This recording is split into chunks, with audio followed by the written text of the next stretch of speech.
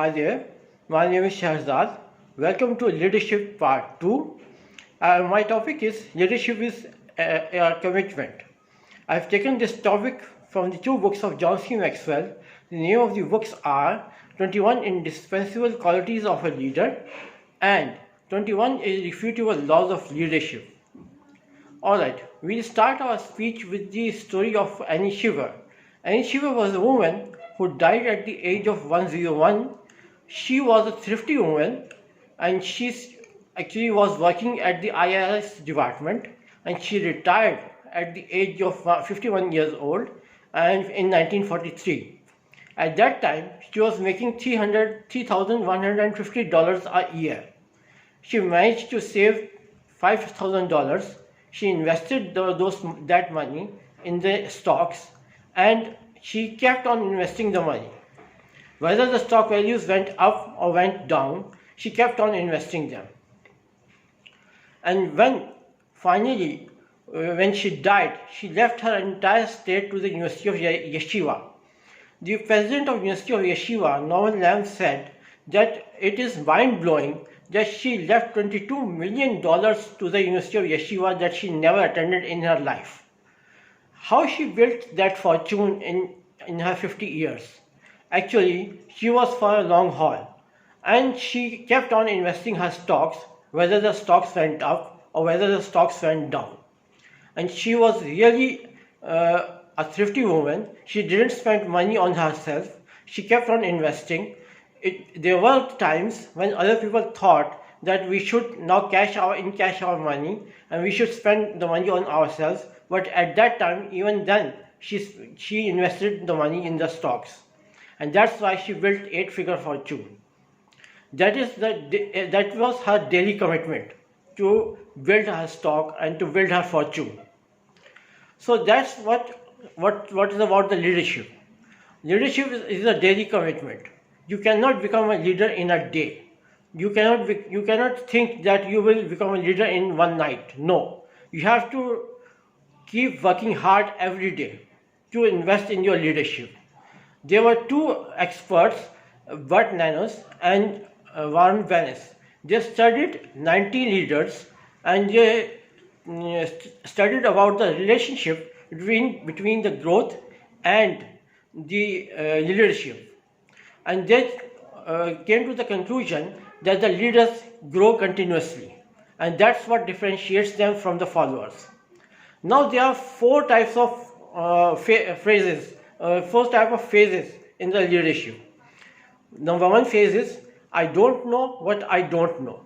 What this says that people think that we cannot become leader because we are not leaders. We don't have position of the leadership. Only those are the leaders who have got the positions.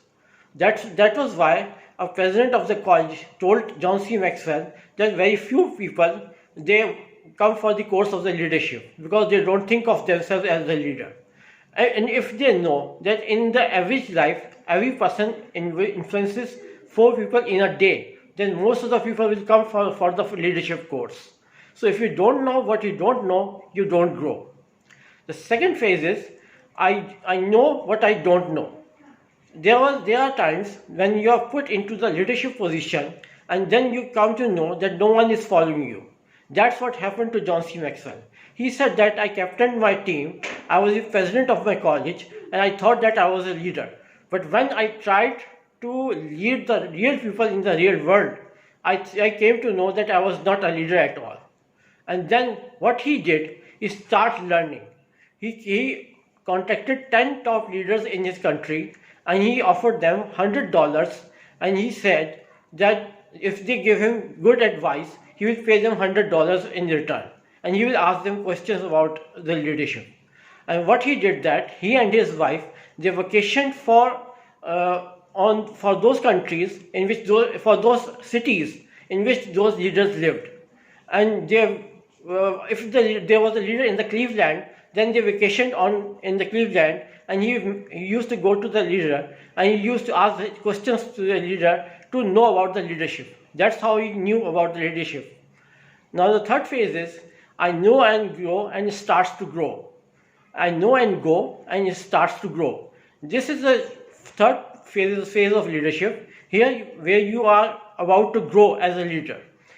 John C. Maxwell says that I was conducting a conference and I saw a boy, a 19-year-old boy who was taking notes, and he was a sharp boy. I talked to him in the break time, and when finally the break was over, when the seminar restarted, I asked the Brian to stand up. And then I told the people that look at it, this boy, he's taking notes, he's giving his time to the leadership. Today, Brian, he addressed the Brian and said, today, Brian, you are taking the notes. In 5 years, your influence will grow. In 10 years, your competence will grow. And in 20 years, you will become a leader. And the people will ask you to teach them about the leadership. So start paying the price now so that you can become the leader tomorrow. So it's a daily commitment. Leadership is a daily commitment. You cannot become leader in a day. Now the fourth stage is that the final stage. I simply go of what I know. That is the point when your leadership starts paying you back, and you completely become a leader. Now, John C. Maxwell says that leaders they practice daily. Look at the Larry Bird. He was a free throw shooter, and he used to practice that 500 times before going to school every day. So that's how he became the free throw shooter, and he was very famous. And a boxer has said that the champions are not recognized as champions in the ring. They are just recognized. They are not called champions in the ring, they are just recognized. And if you want to see them, how they became the champion, just go for their daily routine. Now we come to the example of Theodore Roosevelt, who was the President of the United States. Roosevelt was a person who was a very tough leader. He did the hiking, he did the judo sessions, he did the boxing, he was a cowboy, he did everything that was hard for him. And he did every exercise that was good for him, for his health. And there was a time when French ambassador actually visited him. He took the ambassador into the woods, and there came the stream, and it was very deep. So Theodore Roosevelt, he stripped out his clothes and asked the ambassador to do the same, so that they can swim across the stream. So the French ambassador said that nothing was an obstacle for the Theodore Roosevelt. But how the Roosevelt started was really strange, because as a little kid, he was very weak. Mentally, he was sharp, but he was very weak. His father and mother thought that this child would not survive. But when Roosevelt was 12 years old, his father said, Roosevelt, you have got a mind, but you don't have the body. So prepare your body so that you can use your mind. And Roosevelt did the same, the things that I've just discussed before. And he did the hiking, he did the judo sessions, he did the boxing.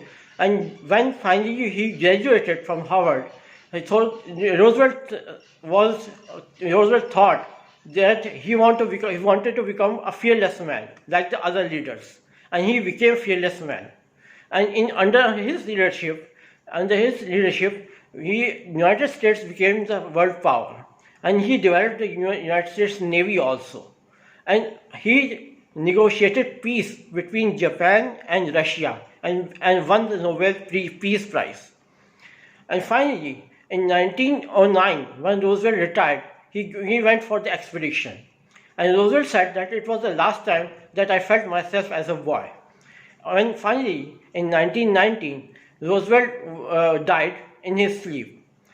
At that time, the Vice President Marshall said that if Roosevelt was alive, there would have been a fight between him and the death.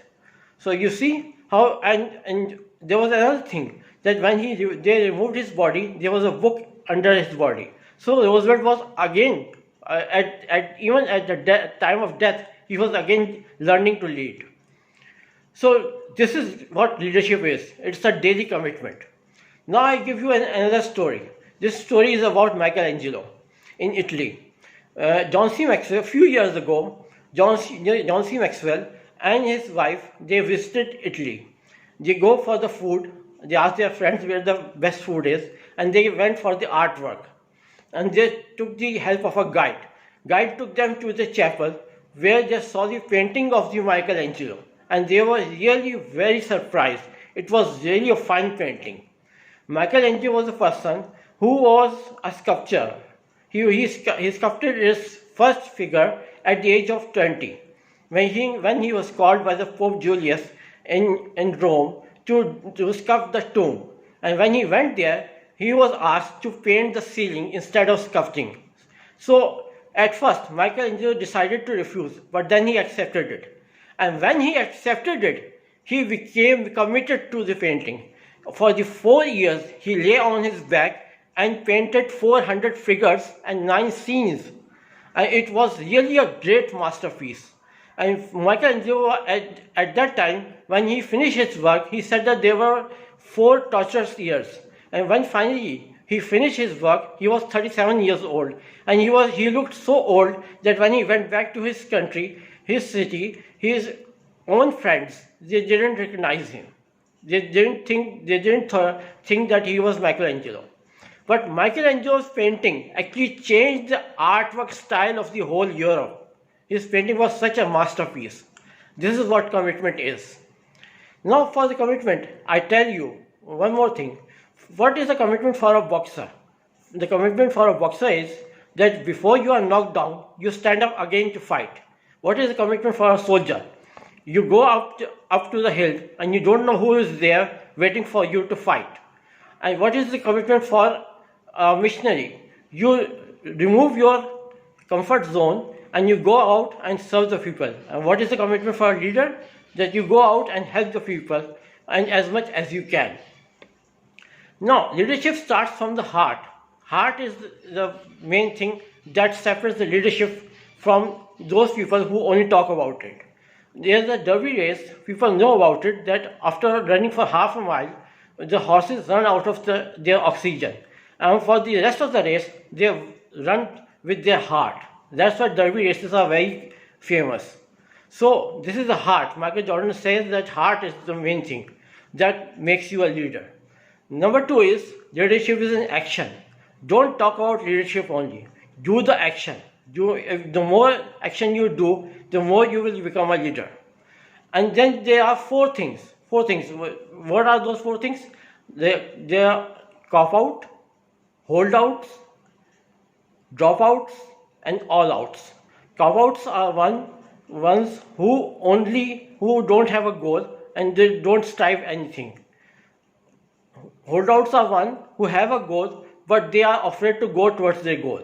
Dropouts are one who go towards their goal but they quit in the middle.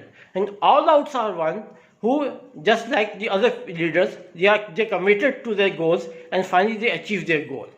So in the end of my speech, if you like my speech, please click the like button and please also subscribe to my channel. Thank you very much. Bye bye.